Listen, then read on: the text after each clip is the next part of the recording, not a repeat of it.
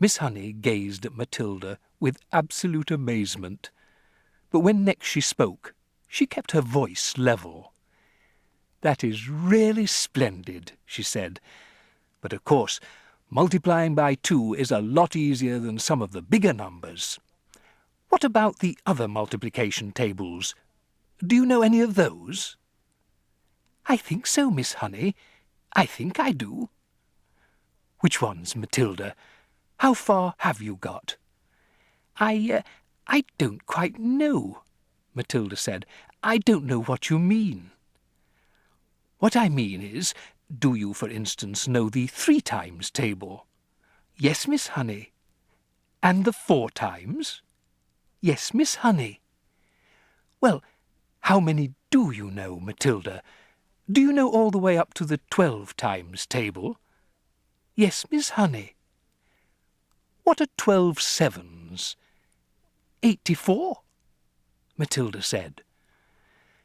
Miss Honey paused and leaned back in her chair behind the plain table that stood in the middle of the floor in front of the class.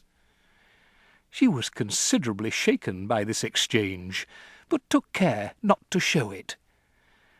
She had never come across a 5-year-old before, or indeed a 10-year-old, who could multiply with such facility. "I hope the rest of you are listening to this," she said to the class. "Matilda is a very lucky girl. She has wonderful parents who have already taught her to multiply lots of numbers. Was it your mother, Matilda, who taught you?" "No, Miss Honey, it wasn't." "You must have a great father, then. He must be a brilliant teacher." "No, Miss Honey," Matilda said quietly. "My father didn't teach me." "You mean you taught yourself?" "I don't quite know," Matilda said truthfully. "It's just that I don't find it very difficult to multiply one number by another." Miss Honey took a deep breath and let it out slowly. She looked again at the small girl with bright eyes standing beside her desk, so sensible and solemn. "You say you don't find it difficult to multiply one number by another," Miss Honey said. "Could you try to explain that a little bit?" "Oh dear," Matilda said. "I'm not really sure." Miss Honey waited. The class was silent, all listening. "For instance," Miss Honey said, "if I asked you to multiply 14 by 19... No, that's too difficult." "It's 266, Matilda said softly. Miss Honey stared at her. Then she picked up a pencil and quickly worked out the sum on a piece of paper. "What did you say it was?" she said, looking up. 266, Matilda said. Miss Honey put down her pencil and removed her spectacles and began to polish the lenses with a piece of tissue. The class remained quiet, watching her and waiting for what was coming next. Matilda was still standing up beside her desk. "Now tell me, Matilda," Miss Honey said, still polishing, "try to tell me exactly what goes on inside your head when you get a multiplication like that to do. You obviously have to work it out in some way, but you seem able to arrive at the answer almost instantly.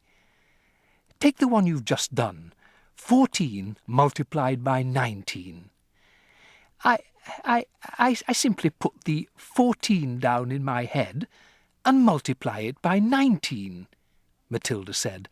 "I'm afraid I don't know how else to explain it.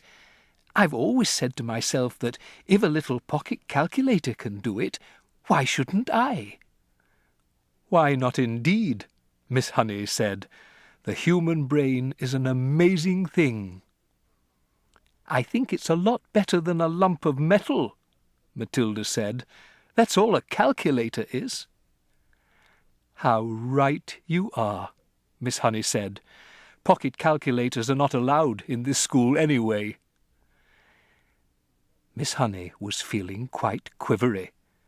There was no doubt in her mind that she had met a truly extraordinary mathematical brain, and words like child genius and prodigy went flitting through her head. She knew that these sort of wonders do pop up in the world from time to time, but only once or twice in 100 years. After all, Mozart was only 5 when he started composing for the piano, and look what happened to him. "It's not fair," Lavender said. "How can she do it and we can't?" "Don't worry, Lavender.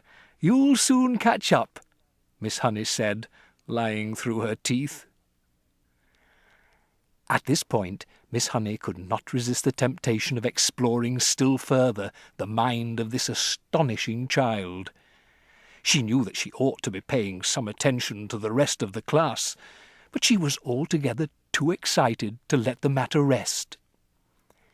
"Well," she said, pretending to address the whole class, "let us leave sums for the moment and see if any of you have begun to learn to spell. Hands up, anyone who can spell cat." 3 hands went up. They belonged to Lavender, a small boy called Nigel, and to Matilda. "Spell cat, Nigel." Nigel spelled it. Miss Honey now decided to ask a question that normally she wouldn't have dreamed of asking the class on its first day. "I wonder," she said, "whether any of you 3 who know how to spell cat have learned how to read a whole group of words when they are strung together in a sentence."